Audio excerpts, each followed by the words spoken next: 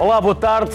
Amanhã é Dia Mundial da Diabetes. Celebramos a data mais cedo, porque também cedo é como preventivamente se deve atacar este problema. No ano passado havia mais de 450 milhões de pessoas maiores de idade portadoras da diabetes em todo o mundo.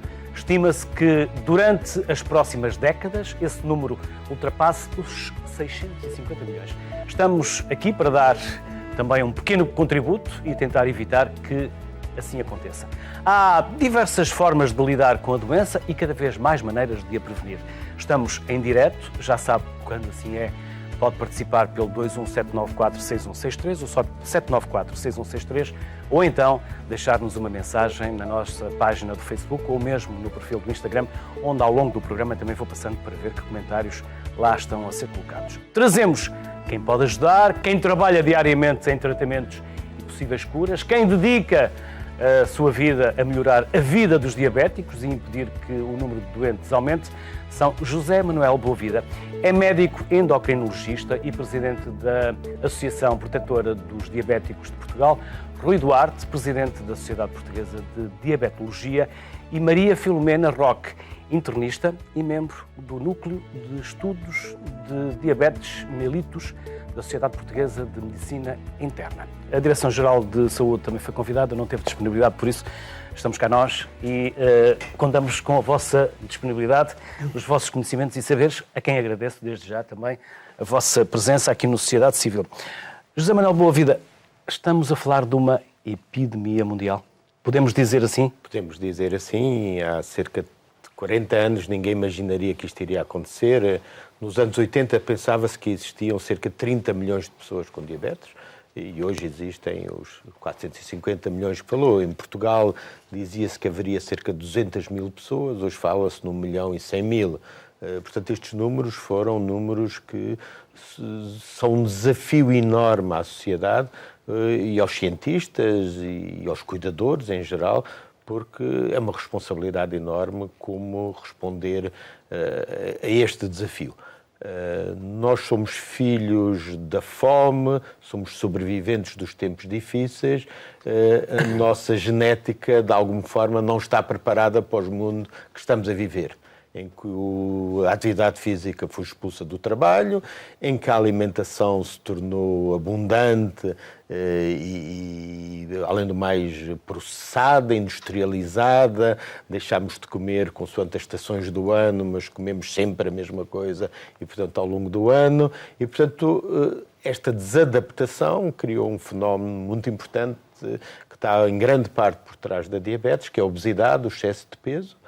E hoje em dia é perante esta situação que temos que nos deparar.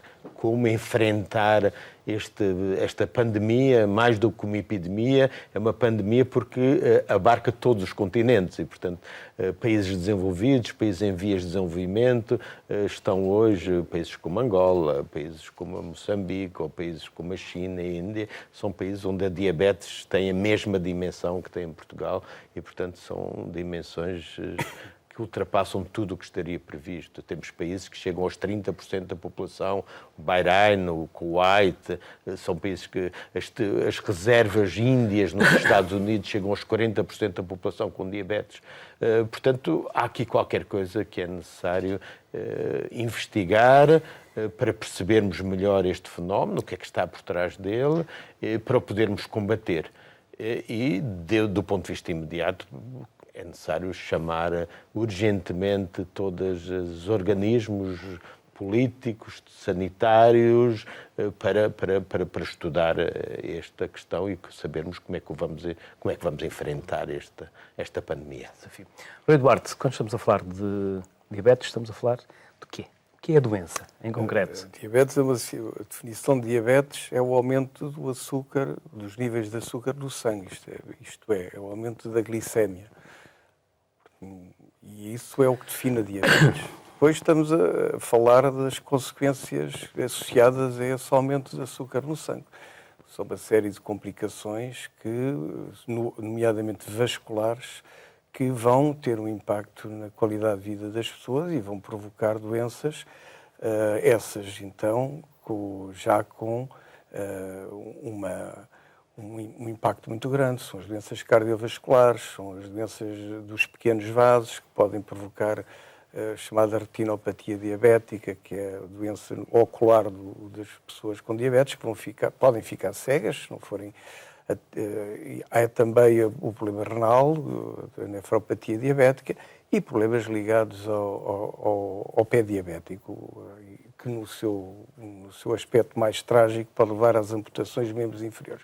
Portanto, estamos a falar de uma situação que, além de uma doença em si, tem várias, múltiplas causas, e isso hoje em dia a ciência vai cada vez mais também distinguindo que há vários mecanismos diferenciados que podem levar ao aparecimento da diabetes e que têm como ponto comum este risco para um dia essas pessoas poderem ter doenças realmente incapacitantes. Fundamentalmente, poderíamos dizer que há dois tipos principais de diabetes, bem distintos, quer nas suas causas, quer no modo como atinge as pessoas. A diabetes tipo 1, que ao fim e ao cabo é uma diabetes que antigamente se chamava insulino-dependente, e que, na verdade, é mesmo, as pessoas necessitam de insulina para a vida, é uma doença que tem uma etiologia chamada de uma doença autoimune, em que é o próprio organismo que reage de uma maneira errada e vai autodestruindo as células que produzem insulina, e o único tratamento é a insulina. É a diabetes mais comum nas crianças, também nos jovens, apesar de poder aparecer em qualquer idade. E depois há a tal diabetes pandémica, de que falou o Dr. Boavida, que é a diabetes tipo 2, que está associada realmente, também é um padrão hereditário, múltiplo, complicado, e é aí quando se está cada vez mais a estudar as pessoas que estão mais em risco, mas depois temos o fenómeno ambiental, que é o sedentarismo e o mau cuidado, os maus hábitos alimentares, que quase que obrigam essas pessoas, com o aumento da esperança de vida, a ficarem com diabetes ao longo da vida. E, portanto, essa aqui é a diabetes tipo 2, multifatorial, mas que tem como comum, o Dr. Boavida muito bem apontou, os estilos de vida errados.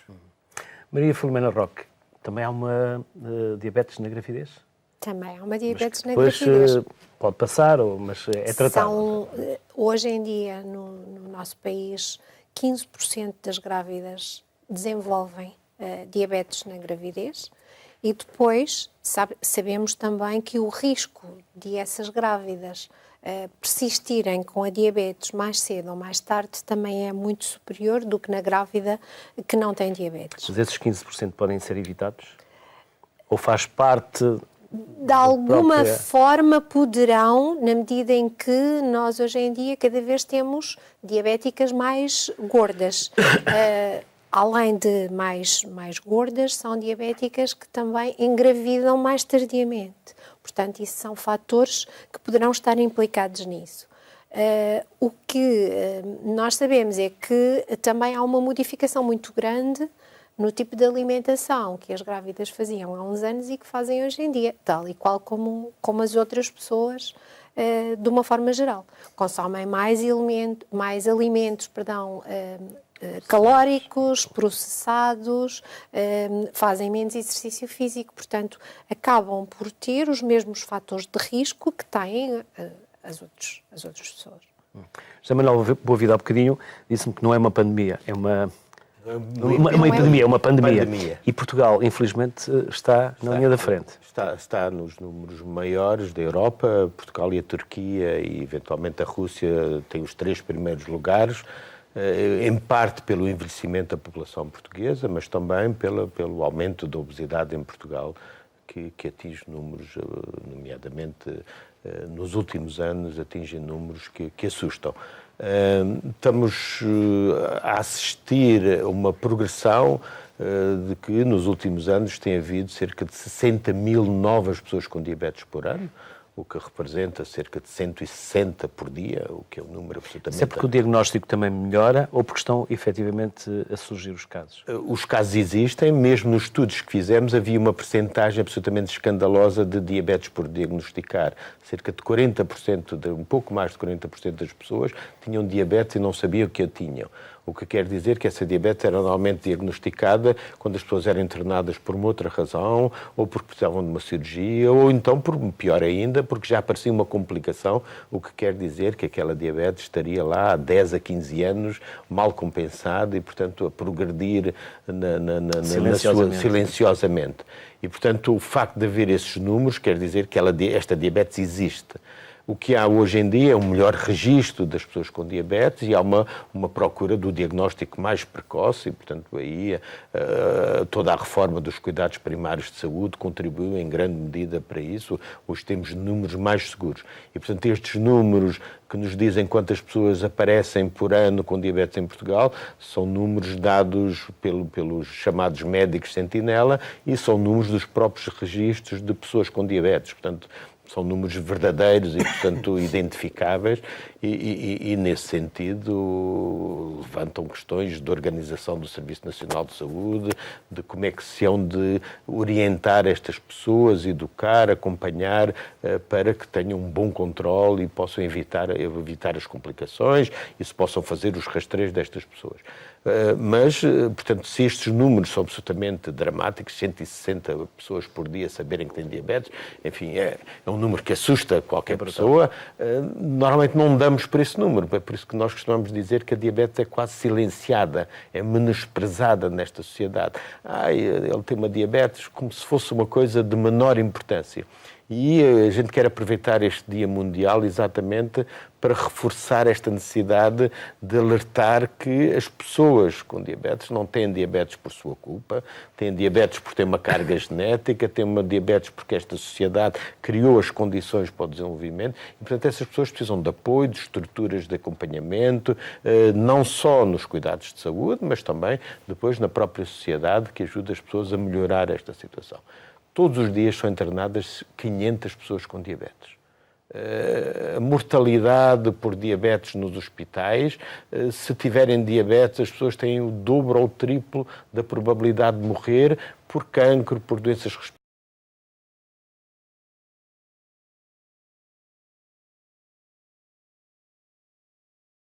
O prognóstico das outras doenças.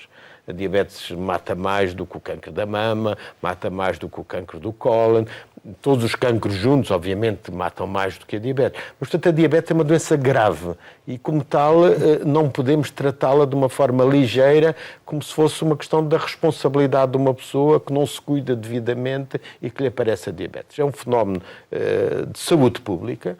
E, portanto, as medidas têm que ser tomadas do ponto de vista global de saúde, diagnosticando precocemente, criando estruturas de tratamento e de acompanhamento e cada vez mais percebendo que há um componente social da diabetes que tem que ser, que não compete tanto aos profissionais de saúde, mas compete à sociedade.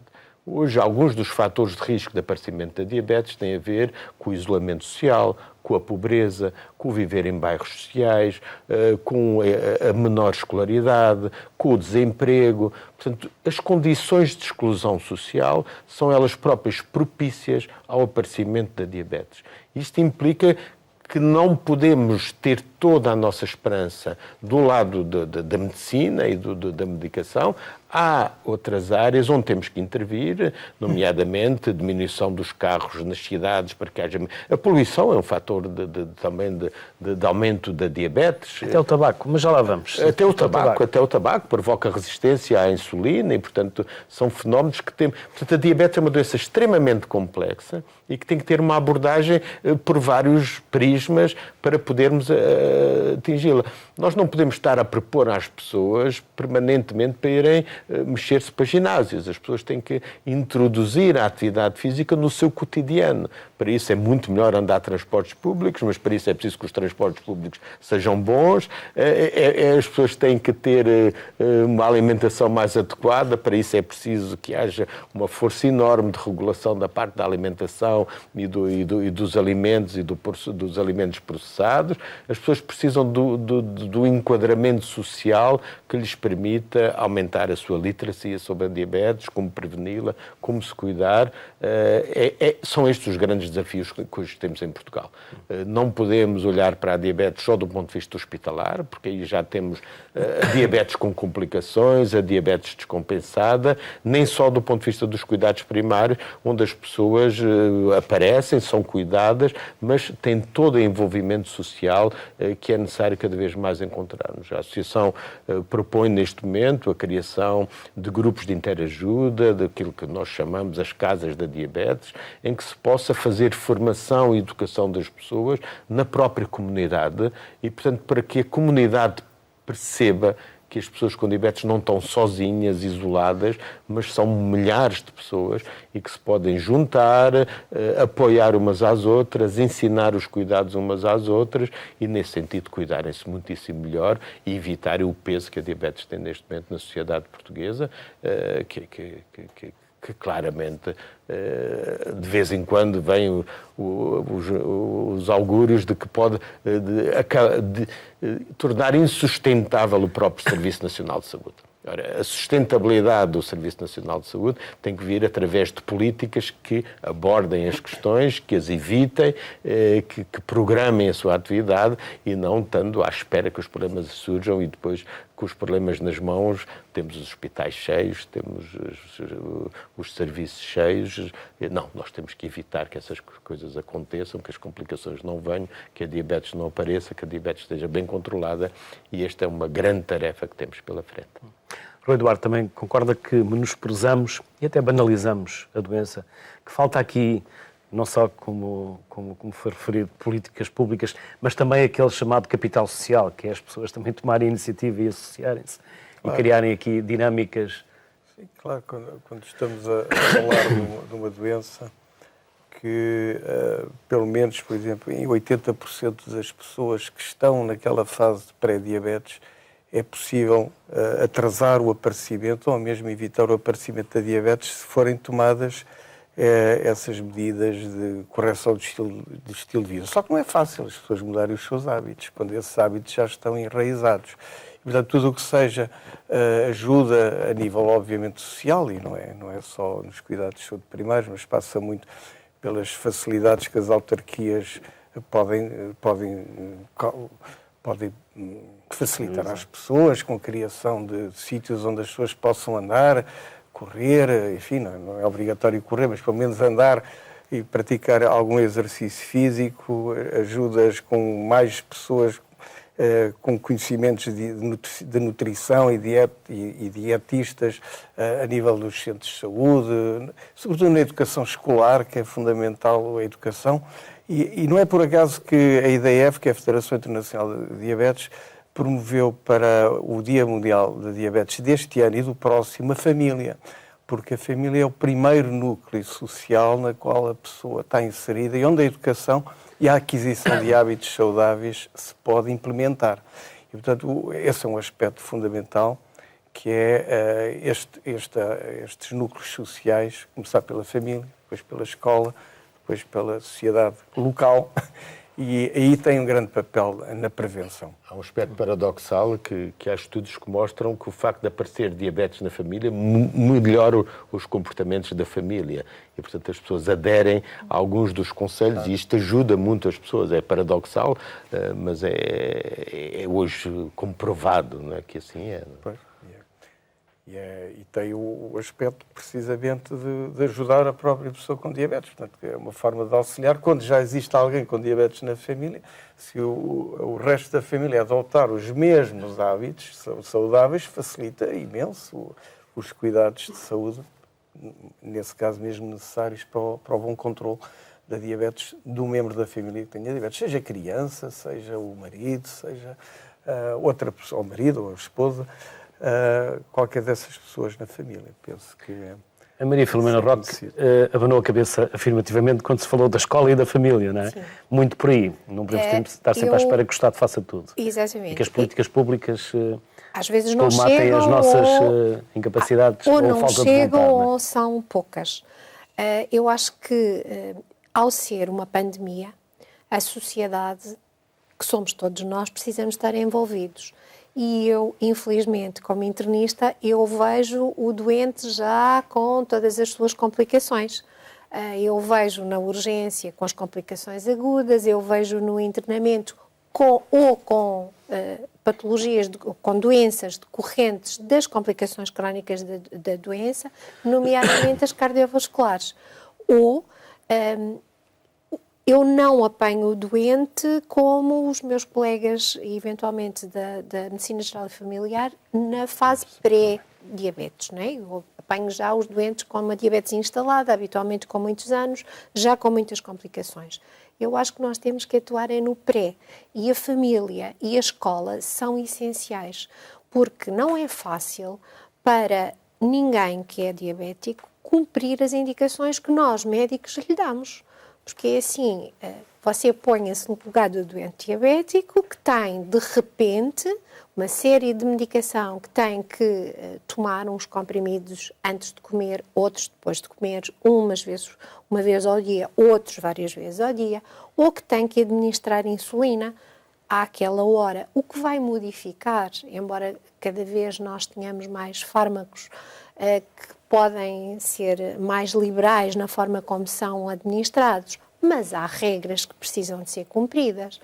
Tem que se fazer a tal dita picadinha no dedo para ver como estão os valores para atuar em conformidade ou, inclusivamente, pode implicar mudanças em termos de doses de insulina que são administrados. Portanto, não são coisas fáceis. Nós estamos habituados a estar sentados a ver televisão, a andar de carro e, de repente, alguém nos diz você tem que fazer 150 minutos de exercício por semana. Portanto, é assim, não é fácil. Ter que integrar tudo aquilo que é exigido na sua vida diária. Tanto mais que hoje em dia as nossas vidas profissionais são cada vez mais exigentes. Os patrões não são tão condescendentes quanto deveríamos e até certo ponto nós podemos nos colocar um bocadinho no lugar dos patrões, interromper a sua atividade laboral para fazer um lanchinho, para fazer a sua medicação. Portanto, são tudo alterações que as pessoas precisam de fazer e nós exigimos, nós profissionais, exigimos no bom sentido, porque queremos que o doente fique o melhor possível e que desenvolva o mais tardiamente ou não desenvolva complicações. Portanto, nós queremos que ele ter à nossa frente o doente perfeito e para ser perfeito ele precisa de fazer uma série de coisas que implicam uma modificação brutal, não só na vida da pessoa com diabetes, mas na sua família. Portanto, atuar no pré, eu acho que é essencial. É essencial na escola educarem-se as crianças. É essencial, durante a gravidez, as mães serem educadas de como devem tratar as crianças quando elas nascerem. Portanto, aquela conversa do bebê gordinho é o bebê saudável, isso gordura já não é foi, propriamente formosura, não é formosura. Na escola, também o tipo de alimentos que são fornecidos, os cantinas, os bares, as máquinas de vending, portanto, alimentos que são mais saudáveis, retirando alimentos que Muitas vezes retira-se da cantina, mas depois fica ali a máquina ao lado. Está a máquina, está do outro lado da rua e eles saem e vão comprar, portanto vai dar ao mesmo. Os miúdos hoje, mesmo os que levam, ou pelo menos a grande maioria dos miúdos que levam lanchinho para a escola, não levam o tradicional pãozinho com manteiga, levam aquelas baguetes que têm açúcar e uma quantidade de hidratos de carbono de absorção rápida grande. Ou um pacote de bolachas. Ou um pacote de bolachas. Em vez de uma peça de fruta. Exatamente, não comem a fruta. Os miúdos hoje em dia... Não comem a sopa. Exatamente. Isso saiu dos nossos hábitos alimentares. Fala-se muito da dieta mediterrânica, mas ninguém sabe muito bem o que é a dieta mediterrânica. A dieta mediterrânica é aquela noção vaga de que vamos pôr azeite na comida, não é... Muito básico. Não é aquela tradição, não é, de se comer comerem-se muitos legumes, comerem-se frutas e todos os alimentos mais processados e as carnes estarem no topo da pirâmide, não é? Portanto, precisamos de um bocadinho de voltar às origens nesse aspecto. E depois, enquanto sociedade, precisamos efetivamente de nos juntarmos todos e fazermos um combate efetivo à doença, ou à instalação da doença, se é que posso utilizar este termo. Porque depois de casa roubada, trancas na porta, a coisa é muito mais difícil. Não é? Tão habitual entre nós, portugueses. Exatamente. Maria Ramos, na Buraca, e o José Salvado, em Azeitão, são os dois próximos intervenientes no Sociedade Civil. Começamos pela Buraca. Maria, boa tarde, bem-vinda. Boa tarde, eu queria dar os parabéns ao programa. É o seguinte, eu queria fazer uma pergunta. O meu pai era diabético, eu apareceu-me há um mês diabetes. A pergunta que eu faço é o seguinte, será que os meus filhos também podem vir ter diabetes? Obrigado, Maria. Isso que o meu pai era? Já vamos perguntar aqui aos nossos convidados. Obrigado, Maria Ramos, na Buraca. José Salvado, Azeitão. Olá, José. Boa tarde, bem-vindo também à Sociedade Civil. José Salvado, Azeitão, não está. Calculo que a chamada terá caído, por isso, mais daqui a pouco vamos tentar recuperar o contacto com o José Salvado em Azeitão. Ficamos para já com a Maria, que nos ligou da Buraca. Voltamos à questão genética? Voltamos à questão genética. Obviamente que existe uma predisposição genética na sua família para aparecimento da diabetes. E, portanto, a prevenção e o evitar que a diabetes venha é essencialmente através daquilo que temos vindo a falar, o evitar a obesidade, ter uma vida ativa e, portanto, ter uma vida o mais saudável possível. Obviamente que se os filhos forem magros, a tendência e a probabilidade será menor, mas se os filhos tiverem excesso de peso, se tiverem hipertensão ou tendência para a tensão mais elevada e uma vida sedentária, se tiverem barriga, ou seja, gordura abdominal, tudo isso criará mais probabilidade de virem a ter diabetes. Aquilo que o Dr. Rui Duarte falava há pouco é que exatamente estas pessoas com familiares devem ser com risco de virem a desenvolver diabetes ou aquelas pessoas a quem devemos hoje também intervir. E isto prova, mais uma vez, a dimensão do problema. Temos 1.200.000 pessoas provavelmente com diabetes e temos 2 milhões de pessoas com tendência para vir a ter diabetes. E isto é uma responsabilidade enorme, porque estas pessoas têm que ser identificadas, estes familiares em risco, e têm que ter programas onde podem ir pedir ajuda e onde podem ser apoiados para poderem evitar que a diabetes apareça.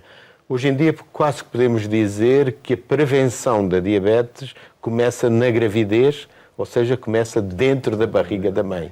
E, portanto, aquilo que estava há pouco a dizer, que a mãe tem que começar hoje a ter cuidado, o bebê não deve ter nem peso excessivo, nem baixo peso, e, portanto, a natureza anda sempre à procura de equilíbrios, e depois, grande parte dos erros que cometemos na alimentação são aprendidos até aos 4 anos de idade, que é a altura em que ninguém liga às crianças, em que as crianças são livres, que já, a partir do ano e meio, os pediatras dizem já pode comer tudo, e a partir do momento que já pode comer tudo, começam coisas absolutamente disparatadas. O número de crianças que prova refrigerantes é enorme, o número de crianças que come sobremesas todos os dias é enorme, e o número de crianças que têm alguma relutância em comer legumes é enorme. A ausência de sopa na mesa. E, portanto, nós temos que começar a fazer... Os pais também não comem, não é? E, portanto, há aqui uma intervenção necessária nas crianças, porque nós somos muito marcados pelos hábitos que ganhamos nessa altura.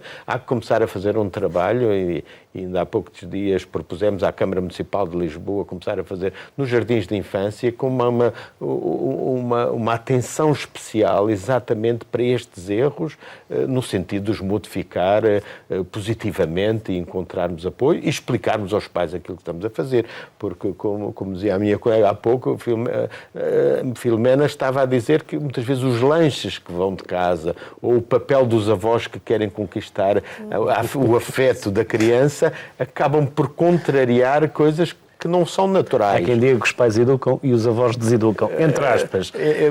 Educam, os avós educam muito do ponto de vista afetivo, nesse obviamente, aspecto que é mas para, dos pontos de vista podem não estar permitir a ajudar. alguns exageros. Quando as crianças adoram aquilo que os habituarmos a comer e comerão com satisfação enorme legumes, se habituarem, ou a sopa como nós comemos, e, portanto, temos que educar o paladar desde pequenos, e, portanto, este é o processo de prevenção. Depois é também a prevenção na idade da adolescência, em que muitas vezes se abandona a atividade física. Os índices mais baixos de atividade física são quando se entra na universidade, o que são fenómenos que têm que ser analisados e percebidos, porque em cada idade nós devemos ter formas de intervenção diferentes, não podemos ter uma intervenção igual em todas as idades, e, portanto, temos que ser, para sermos mais objetivos e mais eficazes naquilo que é a nossa procura de intervenção. Depois temos o problema do trabalho, enfim, que o trabalho hoje em dia é extremamente sedentário, com pessoas que estão sentadas horas e horas e horas, e isso está provado que é também um fator de risco do trabalho. As pessoas deviam levantar-se de 2 em 2 horas, deviam fazer 2 ou 3 minutos de atividade física, que do ponto de vista da atividade do trabalho até aumentaria a produção.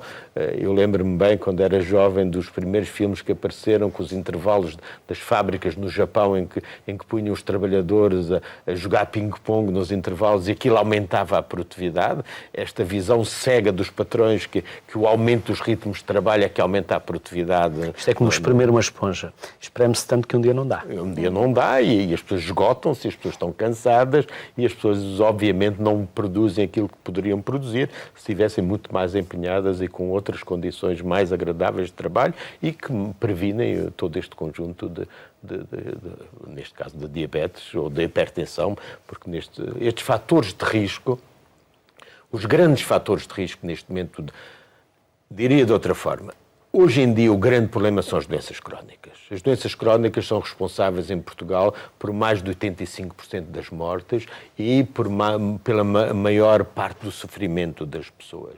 E os 4 grandes fatores de risco para as doenças crónicas são o tabaco, a inatividade, a alimentação e o álcool. Portanto, se nós interviermos nestes 4 fatores de risco, nós estamos a conseguir minorar de uma forma dramática o peso da morbilidade, ou seja, do sofrimento provocado pelas doenças e da própria mortalidade para estas doenças crónicas. E isto é um desafio que para a sociedade globalmente, como há pouco dizia. Recuperamos o José Salvado, salvámos a ligação Azeitão. O José está agora em direto connosco. Olá, José. Boa tarde. Olá, boa tarde. Bem-vindo. Olha, é o seguinte, eu tenho uma epilepsia e faço muitas arritmias. Só que o que acontece comigo em relação ao diabetes, eu como a mesma alimentação e estabilizo, não tenho problemas. Como a mesma alimentação, ela pode ser num rápido até aos 30. Como a mesma alimentação, ela pode ser para os 200 e tal. Se que eu, a partir dos 120, 125, eu já fico sem forças, fico a tremer. A minha esposa tem muita necessidade de ir ao quarto de banho urinar, a minha esposa é que tem de segurar porque eu fico sem forças para movimentar, e acontece-me isso. E eu não sei, portanto, os médicos dizem, não, você não tem diabetes, isto não é assim, não é assim. Pronto. Agora, eu é que não compreendo, gostaria que alguém me explicasse se a epilepsia tem alguma influência nisso, se não tem, e porque é que realmente eu, com a alimentação que faço, umas vezes a mesma alimentação é normal, o açúcar, outras desce, se for abaixo dos 80, ela começa a descer num rápido. E eu tenho que comer açúcar, maçãs e assim para até estabilizar. E fico sempre com o corpo assim, parece que a roupa fica toda molhada. E se acontecer que ela subir acima de 120, eu já começo a perder forças, bastante tempo, e tenho necessidade de ir ao quarto para urinar. A minha esposa é que me sustém para eu ir, porque eu já não consigo, fico sem forças nenhumas. E depois, quando é assim, meia hora assim depois é que me passa. É que eu começo a recuperar. José, peço que não saia de linha. Eu julgo que nós compreenderam bem o que o José disse. Tivemos aqui algumas falhas. Podemos dar uma resposta ao José? É preciso fazer alguma pergunta adicional? Não tenha abrangido tudo. Mas segundo eu percebi, o Sr. Salvado me corrija se não for assim, é que o senhor tem epilepsia e tem aquilo que por vezes parece ser baixas de açúcar, hipoglicemia. Isso é o contrário da diabetes, que é as baixas de açúcar. Não sei se foi isso que perceberam, foi isso que eu percebi. José, mantém-se em linha, não mantém? A hipoglicemia não é... Alô, José. Sim, José Salvado, continua em linha. Diga. Sim, continua em linha. É isso, é baixa de açúcar. Quebras. Sim, ela tanto pode baixar como pode subir. Com o mesmo alimento, ela tanto pode baixar ou subir. E quando ela desce abaixo dos 80, eu já começo a ficar, portanto, todo a tremer, o corpo a transpirar a ponto de a roupa ficar molhada. Mas toma medicação. José, toma medicação, Para José. diabetes? Para a diabetes. Toma alguma medicação? Não, eu só tomo medicamentos para a epilepsia. Que é o Lamictal, de 100 mg 3 por dia, e o Gabapentin de 15 mg 3 por dia. Então vamos ouvir aqui os convidados. Não desligue para já, José. Não, portanto, fundamentalmente o que se queixa é ter hipoglicémias, são baixas de açúcar, eventualmente.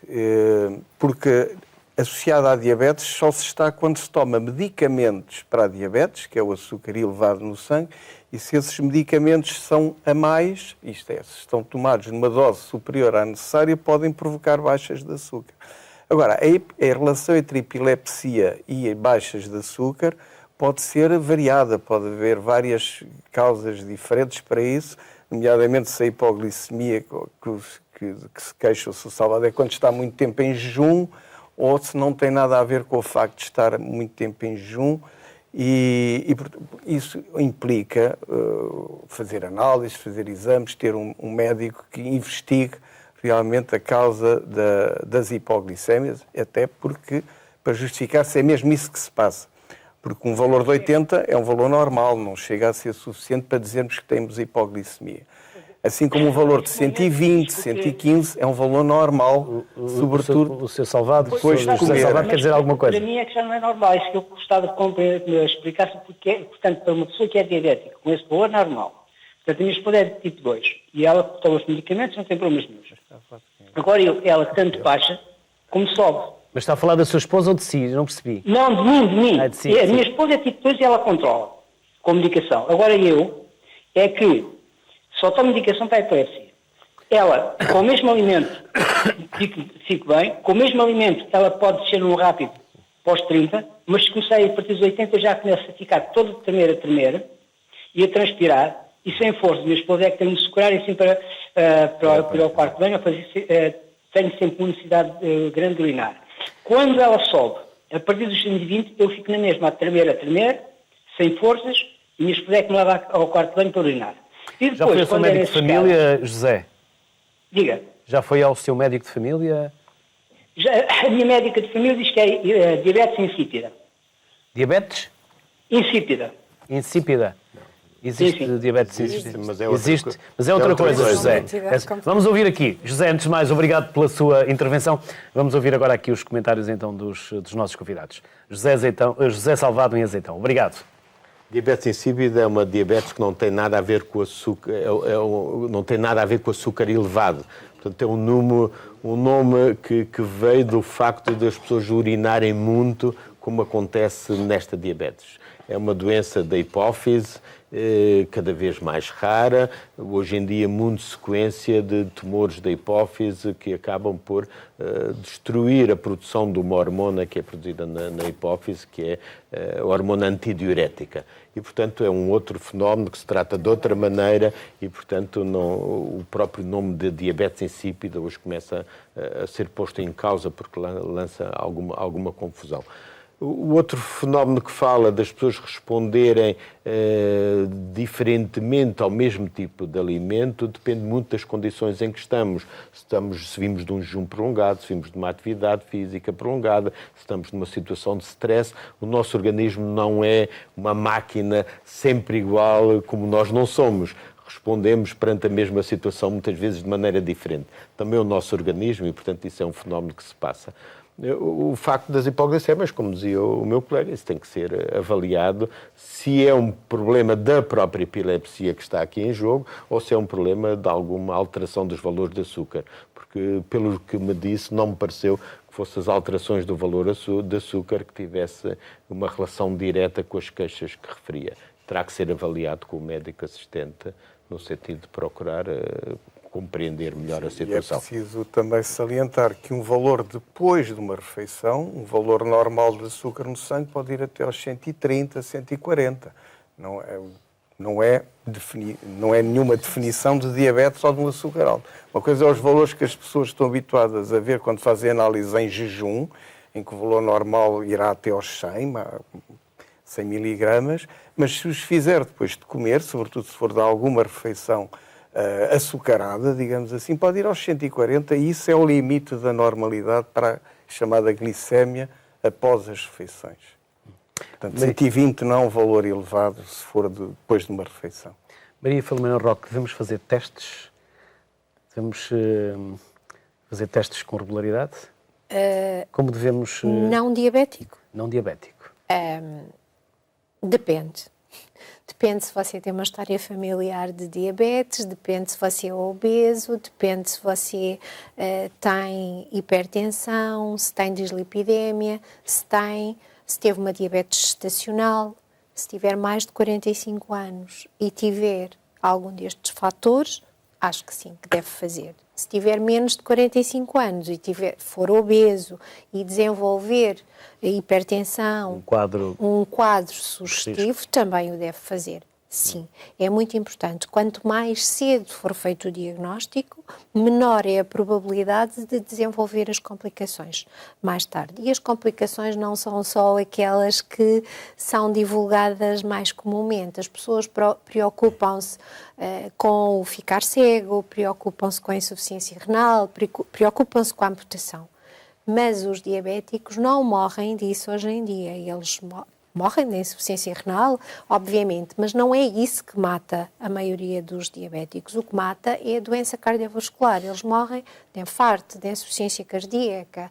A principal causa de insuficiência cardíaca é a diabetes e as pessoas não têm essa noção. Morrem de AVC.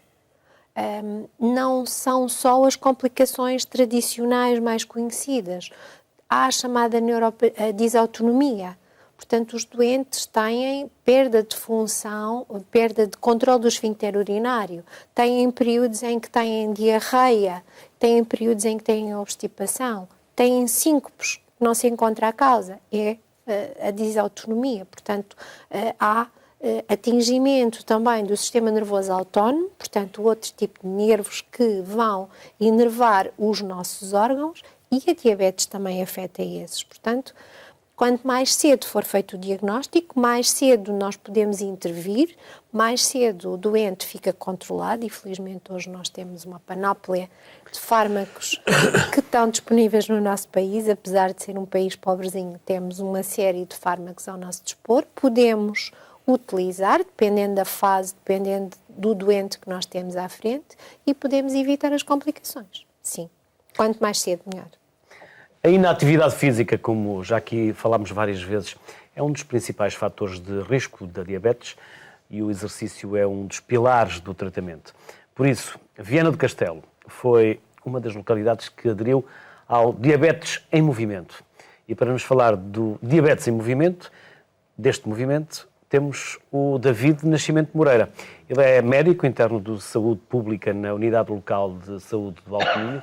E temos também o António Bolsas, que é diabético tipo 2. Aos dois, bem-vindos à Sociedade Civil. Sei que vocês já estão a acompanhar o programa praticamente desde o início.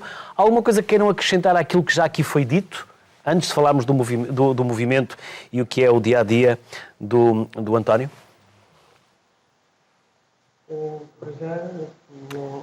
Não vos estamos a conseguir ouvir. Está a ouvir agora? Sim. Talvez. Pode falar que é para nós também ajustarmos aqui o nível do áudio. E agora? Está a ouvir melhor? Sim. Vai ter que encostar próximo da boca, sem criar muito sopro.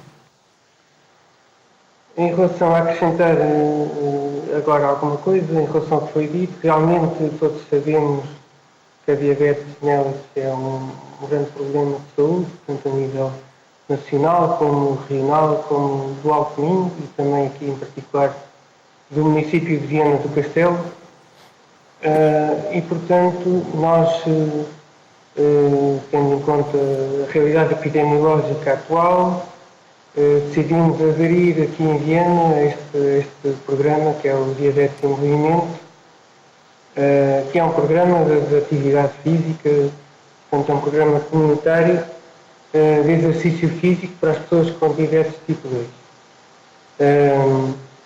É um programa que está a ser coordenado pelo Programa Nacional para a Promoção da Atividade Física, na Direção-Geral da Saúde, e a nível local é implementado por município. Aqui em Viana do Castelo foi feito um trabalho de parceria para conseguir implementá-lo. Os parceiros que participam é a Câmara Municipal de Viana do Castelo, é a Unidade Local de Saúde do Alto Minho e é também o Instituto Politécnico de Viana do Castelo. Em que é que consiste este programa? Consiste em termos aqui 3 sessões semanais de atividade física, com os utentes que são recrutados nas unidades de saúde familiar ou nas unidades de cuidados de saúde personalizados. Neste caso, são recrutados na unidade de cuidados de saúde personalizados de Viana do Castelo.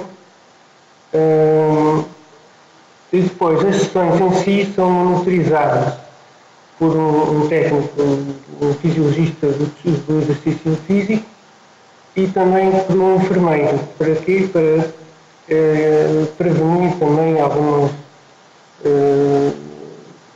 situações que possam ocorrer durante a prática da atividade física. No fundo, é para prevenir riscos. E pronto, os doentes estamos agora a começamos em outubro do mês passado.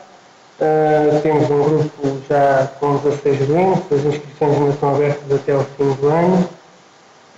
E está a ser muito bom, está a ser uma experiência muito boa para os utentes que estão a participar. António, bem-vindo também à Sociedade Civil. António, como é o seu dia-a-dia? Obrigado. O meu dia-a-dia é trabalhar, reservo a segunda, quarta e sexta de manhã para fazer a atividade física integrada neste programa, desde já muito bom, e pronto, enfim, seguir os conselhos. Quando descobriu que tinha diabetes, António? Mais ou menos uns 6 anos, talvez. Uns 6 anos, 5, 6 anos, talvez. Que tipo de exercício físico é que faz? Neste momento, como digo, estou neste programa que é muito bom.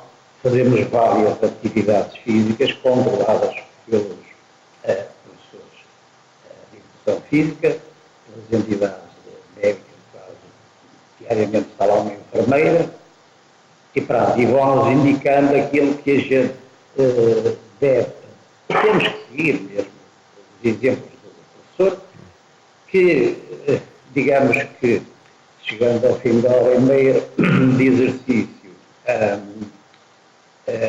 digamos que chegamos cansadinhos, até que já não somos jovens, mas, e falo por mim, bastante bem disposto e bastante bem fisicamente. A par disso, estou a ver se com o tempo, isto é um programa que vai levar vários meses, e portanto estou a ver se com este tempo realmente vou conseguir controlar esta coisa, e eu dizer outra mais neira, mas não quero. Esta coisa da diabetes, que é uma doença crónica que acaba nós se não tivermos visto realmente. António e David, eu agradeço a vossa disponibilidade para estarmos aqui em direto. A qualidade do som não é a melhor, mas eu julgo que apanhámos e conseguimos perceber a maioria daquilo que nos disseram. Agradeço ao António ter partilhado connosco a sua experiência e ao David desejar-vos boa sorte nestas iniciativas e agradecer-vos mais uma vez a disponibilidade de estarem em direto aqui connosco no Sociedade Civil. Bem-ajam. Obrigado. Felicidades. José Manuel Boavida, não é para eu comer muitos doces ou comer muito açúcar que vou ter diabetes? Pode ajudar. Pode ajudar. Pode ajudar. Não é por isso, mas pode ajudar. Pode e agrava-me depois a obesidade e tudo por aí fora, não é? E, portanto, isso é o problema da diabetes, é um problema da gestão da energia. em que não começamos a acumular demasiadamente energia, não conseguimos meter o açúcar para dentro das células e o açúcar fica a circular pelo sangue com valores extremamente elevados. O nosso organismo gosta muito de um equilíbrio muito regulado. Nossa temperatura corporal é quase sempre a mesma, o batimento cardíaco aumenta e diminui consoante a atividade física, mas sempre dentro de determinados limites. Os valores de açúcar também devem estar dentro de determinados limites.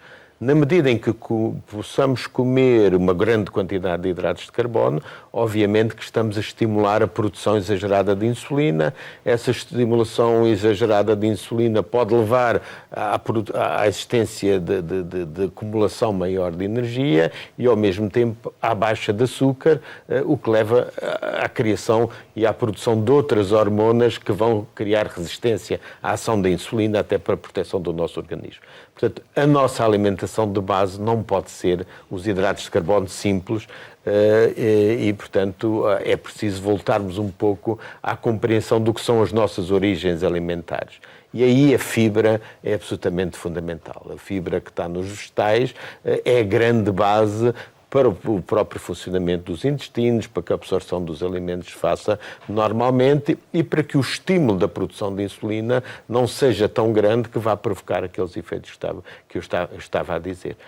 Os alimentos doces podem existir claramente nos dias de festa, não devem ser uma rotina diária, até porque, enfim, não são necessários como tal.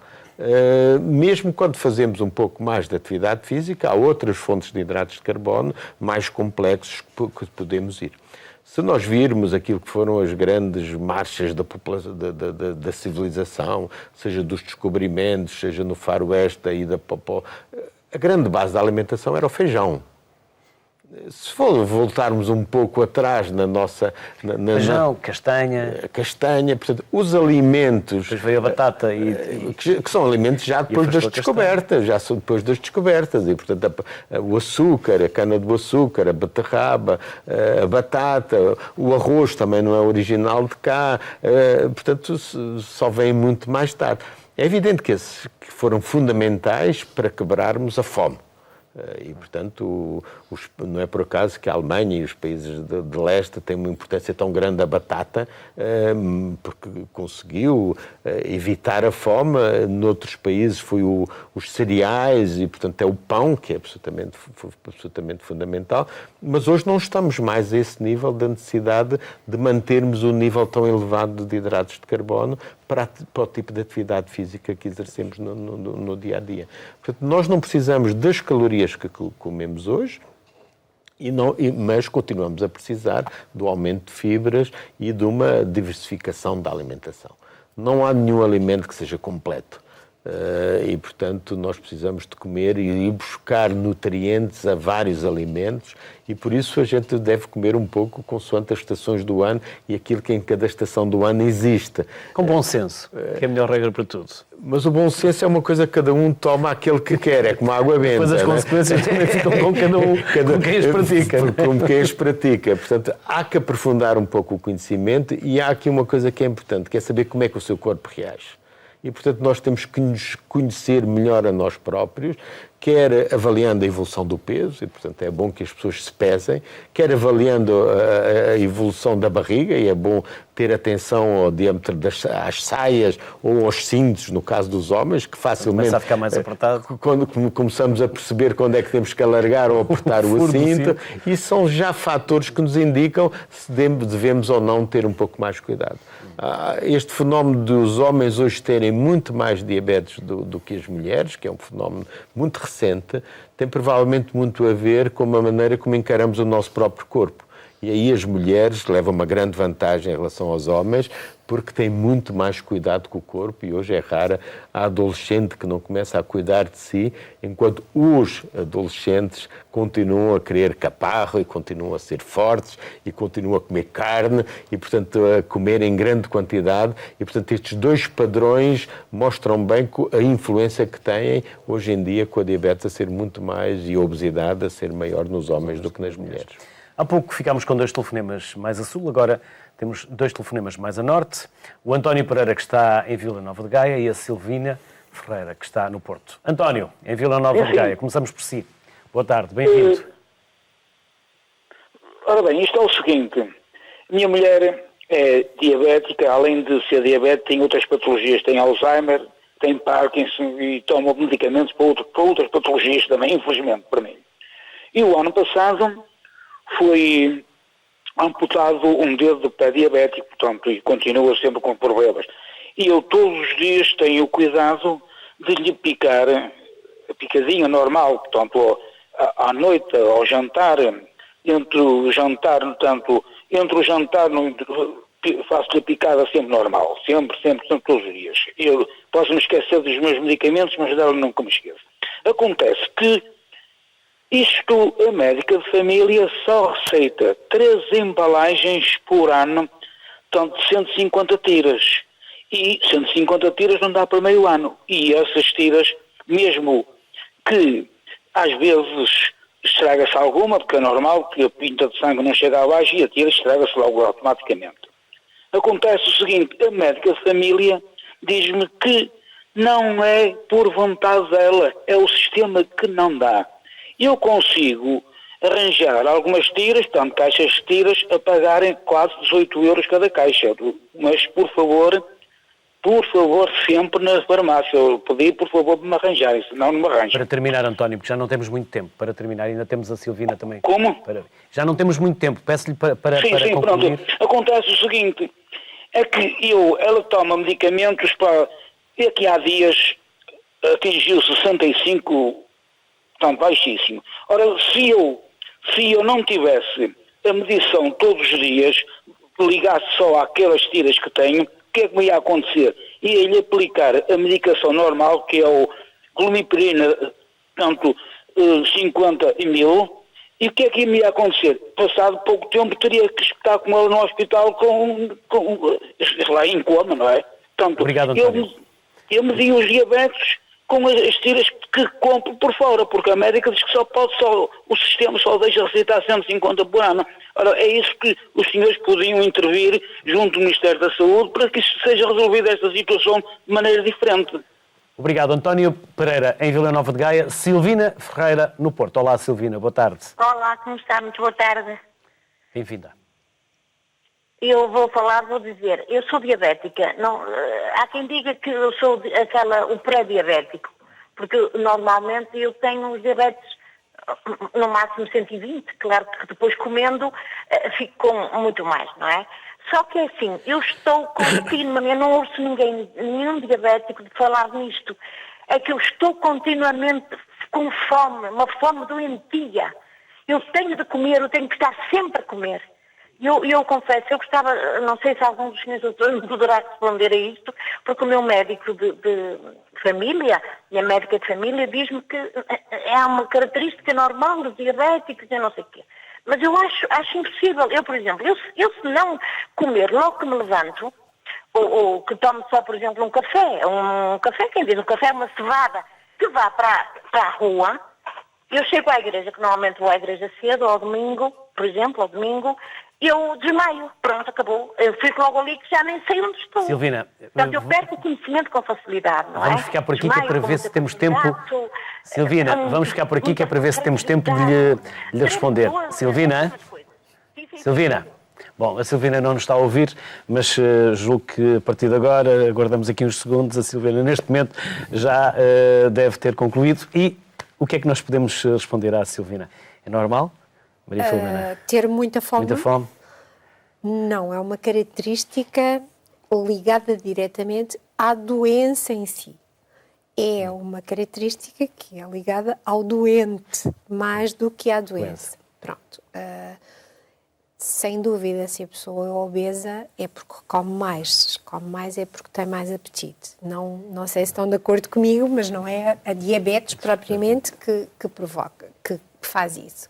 Depois, o conceito dela de pré-diabetes também está um bocadinho desajustado, porque, pelo aquilo que a senhora diz, tem habitualmente 120 e depois come e sobe muito mais, não será uma pré-diabetes, provavelmente já terá uma diabetes, tanto mais que faz terapêutica, portanto já teremos que balizar isso. Em relação às tirinhas, do senhor e às picadinhas.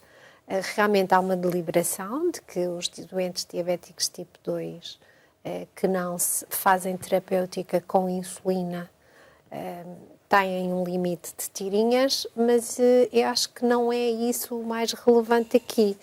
É que, pelo aquilo que eu percebi, a senhora faz um fármaco que não é verdadeiramente hipoglicemiante. Percebi que era uma associação fixa de um inibidor de EPP4. Pareceu-me que seria.